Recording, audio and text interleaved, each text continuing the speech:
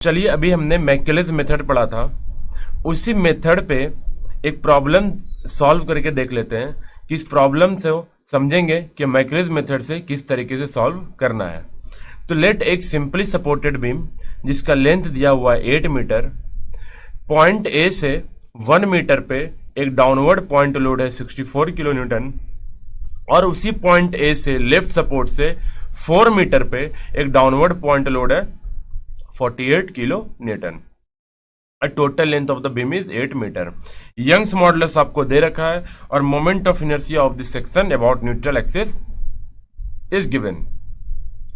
तो अगर आपसे पूछा है determine maximum deflection, determine deflection at point C and determine deflection at point D, means points load के दोनों ईच लोड्स के नीचे का डिफ्लेक्शन डिटरमाइन करेंगे पहले हम लोग, और फिर हम ये भी डिटरमाइन करेंगे कि मैक्सिमम डिफ्लेक्शन कहां पे और कितना होगा। तो चलिए देखते हैं। सबसे पहले आपको क्या लिखना होगा, मोमेंट एट एक्स, और for AC region, CD region, DB region सबके लिए कंबाइंड। तो सबके लिए कंबाइंड जब मोमेंट लिखेंगे तो हमें सबसे पहले आर ए का वैल्यू चाहिए, then taking bending moment about B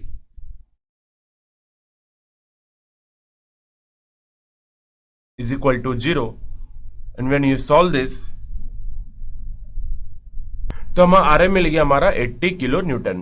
तो हमने क्या लिखा, plus R A into 8 minus 64 into 7 then minus 48 into 4, then we got R A as 48 kilo newton. तो अगर मोमेंट एट एक्स अगर हम डीबी रीजन में लिख दें, लेट यहाँ पे एक सेक्शन है जो ए साइड से एक्स डिस्टेंस पे है, तो इस सेक्शन का मोमेंट क्या होगा, then moment at x, तो ये मिला हमारा moment at x, that is R A into X minus 64 into X minus 1 minus 48 into X minus 4। तो अब हमने अलग अलग रीजन्स के लिए को ब्रैकेट्स में रख दिया है या ऑब्लिक्स में रख दिया है कि पहला part AC region is 80x, CD region is minus 64 into x minus 1 and DB region is minus 48 into x minus 4, और यही मोमेंट हमारा इक्वल होगा di d square y upon dx square के। अब आप अगर इसको इंटीग्रेट करेंगे तो इंटीग्रेशन करने से हमें स्लोप का इक्वेशन मिलेगा and that slope equation will be, तो जब ये इक्वेशन मिला कि 80x का integration is 80x square by 2 plus C1 oblique minus 64 into X minus 1 square upon 2 oblique minus 48 into X minus 4 square upon 2, अगर इसको हम सॉल्व करते जाए तो इक्वेशन बन जाएगा। तो ये हमारा इक्वेशन बना। जब ये इक्वेशंस है इसी को अगर हम एक बार और इंटीग्रेट करा दें तो हमारा इक्वेशन बन जाएगा डिफ्लेक्शन के लिए। तो देखिए जब ई आई वाई एक्स का हमारा ये इक्वेशन बन गया, अब हम क्या करेंगे, बाउंड्री कंडीशंस का यूज करेंगे। अब बाउंड्री कंडीशंस क्या होता है कि जब x हमारा 0 है और डिफ्लेक्शन 0 है, जब x 0 है तो x 0 हम लिख रहे हैं मान लीजिए पॉइंट ए पे, पहले सपोर्ट पे, लेफ्ट सपोर्ट पे, तो हम केवल इस मोमेंट तक जो हमारे पहले ब्रैकेट के लिए या फर्स्ट रीजन के लिए जो मोमेंट वैलिड है केवल उनको ही हम इक्वेट कराएंगे। उसके बाद के जो दो रीजन्स के मोमेंट हैं उन दोनों रीजन्स के मोमेंट को हम आगे इक्वेशन में पुट नहीं करेंगे क्योंकि हमारा बाउंड्री कंडीशन केवल पहले रीजन के लिए वैलिड होगा। तो हम बोल सकते हैं कि व्हेन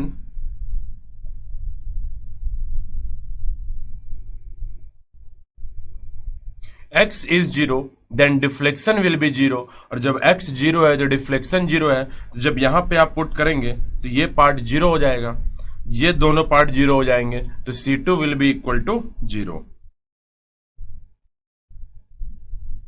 तो पहला बाउंड्री कंडीशन यूज किया हमने और कांस्टेंट 2 डिटरमाइन कर लिया जो कि 0 है। अब सेकेंड बाउंड्री कंडीशन यूज करेंगे कि जब x हमारा L होगा और लेंथ ऑफ द बीम दे रखा है आपको 8 मीटर, तो जब x हमारा L होगा तो पॉइंट B सपोर्ट पे जो राइट मोस्ट सपोर्ट है वहां का डिफ्लेक्शन क्या होगा, 0। और ये जो बाउंड्री कंडीशन है ये पूरे बीम के लिए है, तो जब पूरे बीम के लिए है तो आप जब इक्वेशन यूज करेंगे तो ये फुल इक्वेशन मीन्स यहां से लेके तीनों रीजन्स के जो बेंडिंग मोमेंट है इन तीनों इक्वेशंस का यूज करेंगे उस बाउंड्री कंडीशंस के लिए। तो हम बोल सकते हैं when x is equal to L is equal to 8 metre then deflection is 0। आप इस पूरे इक्वेशन में x की जगह 8 मीटर पुट करते जाइए और डिफ्लेक्शन क्या होता जाएगा, 0। Then it is 0 is equal to, तो ये इक्वेशन बन गया हमारा। जब इस इक्वेशन को हम C1 से सॉल्व कर लें तो constant C1 can be determined and that constant C1 is equal to -332। तो जब C1 C2 मिल चुका है तो आपसे प्रॉब्लम में क्या पूछा था कि दोनों लोड्स पे मींस पॉइंट C और पॉइंट D पे इन दोनों लोड्स का डिफ्लेक्शन क्या होगा। तो डिफ्लेक्शन इक्वेशन में C1 C2 को पुट करेंगे और जहां का भी आपको डिफ्लेक्शन चाहिए उस पॉइंट का आप x पुट करते जाइए और डिफ्लेक्शन को कैलकुलेट करते चलेंगे। हम बोल सकते हैं कि जो after putting C1 and C2 our deflection equation now will be, ये हमारा बन गया इक्वेशन। अगर हमें चाहिए deflection under the point load 64 kilo newton, देखिए बीम जो था हमारा, ये जो पॉइंट सी पे जो 64 किलो न्यूटन है, इस पॉइंट सी पे जो हमारा 64 किलो न्यूटन है, उस पॉइंट पे हमारा डिफ्लेक्शन कितना होगा। तो एक्स क्या दे रखा है 1 मीटर, और ये जो एक्स 1 मीटर है ये फॉर एसी रीजन ओनली है। तो आप सीडी और डीबी को इसमें सॉल्व नहीं करेंगे, केवल हम सॉल्व करेंगे एसी के लिए। फिर अगली बार जब हम x की जगह 4 मीटर पुट करेंगे तो डिफ्लेक्शन मिल जाएगा पॉइंट D का। और जब आप डिफ्लेक्शन पॉइंट D के लिए पुट करेंगे तो आप केवल AC और CD का मोमेंट लिखेंगे, DB वाले मोमेंट को नेग्लेक्ट कर देंगे।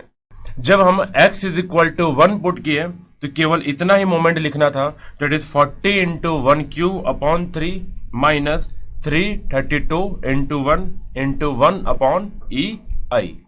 अब वैल्यूज पुट करते जाए कि जो 1 मीटर है वो 1 मीटर को हम कन्वर्ट करेंगे mm में, और अगर 1 मीटर को mm में कन्वर्ट करें, ये जो 40 था RA जो आया था हमारा 80 किलो न्यूटन, तो आपने 80 पुट किया था, मीन्स ये जो यूनिट है वो किलो न्यूटन और मीटर में है, किलो न्यूटन मीटर क्यूब में है।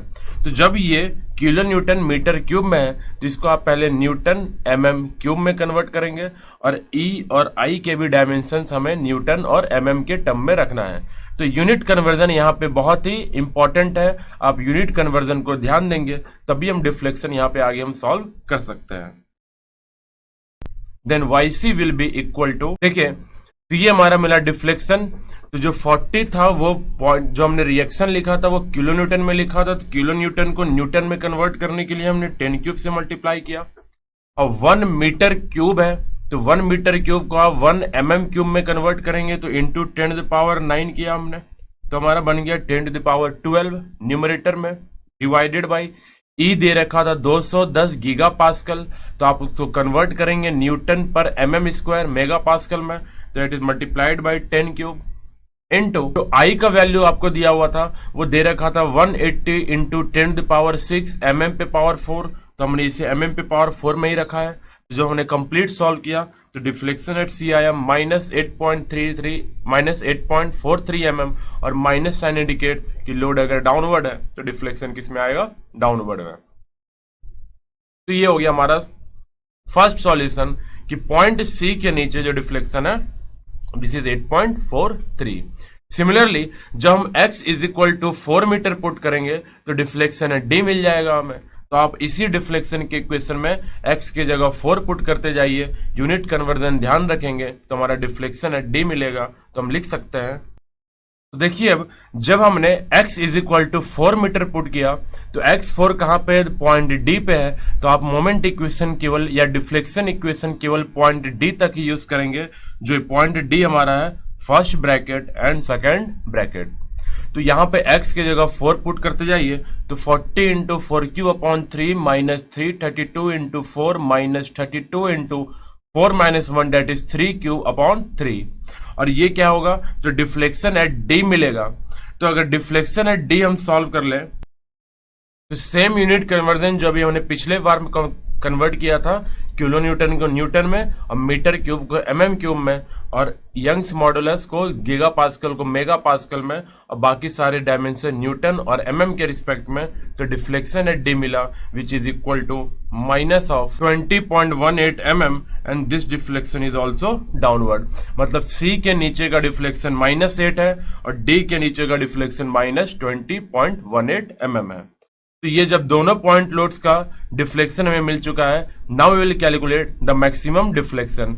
तो बताइए मैक्सिमम डिफ्लेक्शन वहां पे होता है जहां पे स्लोप हमारा 0 होता है। तो अगर स्लोप को इक्वेशन को अगर हम 0 से इक्वेट करा दें तो जो भी हमारा x आएगा that x will give the location of maximum deflection point, और उस x के वैल्यू को अगर हम डिफ्लेक्शन इक्वेशन में पुट कर दें तो हमारा मैक्सिमम डिफ्लेक्शन सॉल्व हो जाएगा।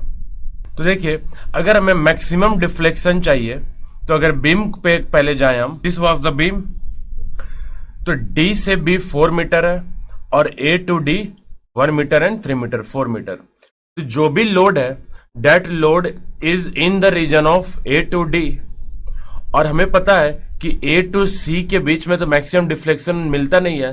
तो most of the times maximum deflection लगभग कहां मिलेगा, CD रीजन में। तो हमने एज्यूम कर लिया है कि let maximum deflection point is in between CD region. तो जो CD रीजन के लिए जो आप स्लोप का इक्वेशन लिखे थे उसको 0 से इक्वेट करा देंगे तो x का वैल्यू आएगा।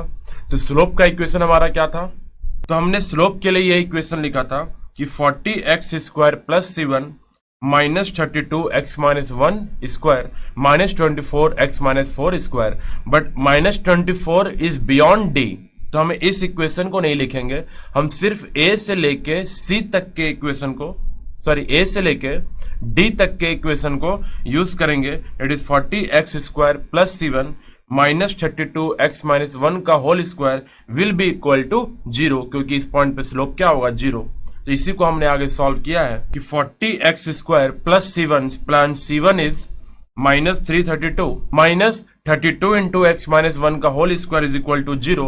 जब आप इस इक्वेशन को सॉल्व कर लेंगे तो हमारा x का वैल्यू आएगा and that x will be equal to 3.84 metre.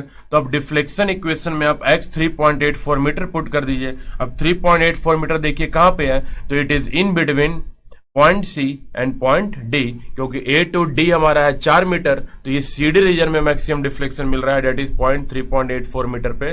तो जो डिफ्लेक्शन का इक्वेशन था वो केवल दो ब्रैकेट्स के लिए मीन फर्स्ट और सेकंड पार्ट के लिए हम यूज करेंगे, थर्ड पार्ट को यूज नहीं करेंगे। और वहां पे x को अगर 3.84 पुट करेंगे तो मैक्सिमम डिफ्लेक्शन मिल जाएगा and that maximum deflection will be equal to, तो जो हमने x is equal to 3.84 metre put किया है अप टू सेकेंड ब्रैकेट, तो EI y max is equal to 40 into X cube by 3 that is 3.84 cube by 3 minus 332 into 3.84 क्योंकि plus C1x है जो is minus 332 into 3.84 minus 32 into X minus 1 का cube upon 3 and x is 3.84 minus 1 that is 2.84 q upon 3. When you solve this complete equation putting the value of E and I तो हमारा maximum deflection मिला date is minus 20.22 mm। अब देखिए अगर Ymax है minus 2.22 mm तो just Ymax के side में जो हमारा पॉइंट D था उस D पॉइंट का मैक्सिमम डिफ्लेक्शन कितना था डेट इज माइनस 20.8। ये तो मिड स्पैन है, तो मिड स्पैन और मैक्सिमम डिफ्लेक्शन का मैक्सिमम डिफ्लेक्शन पॉइंट का जो डिफ्लेक्शन है इन दोनों का डिफ्लेक्शन बहुत ही क्लोज है। डेट इज एक तो 20.18 है और दूसरा 20.22 mm है। तो this deflections are very close to each other, but C का डिफ्लेक्शन बहुत कम था डेट इज ऑलमोस्ट -8 मींस इन दोनों के कंपैरिजन में वो हाफ से भी कम डिफ्लेक्शन है। तो इसी तरीके से हमने डबल इंटीग्रेशन के बाद मैक्यूरस मेथड्स के प्रॉब्लम को सॉल्व करना है। तो इस मेथड में यही एडवांटेज है कि आपको बहुत सारे कांस्टेंट सॉल्व करने की जरूरत नहीं है। आप एक ही इक्वेशन लिखिए, अलग अलग रीजन्स के लिए अलग अलग ब्रैकेट्स में लिखेंगे या ऑब्लिक्स में लिखेंगे, उसको इंटीग्रेट कराएंगे, स्लोप मिलेगा, फिर इंटीग्रेट कराएंगे डिफ्लेक्शन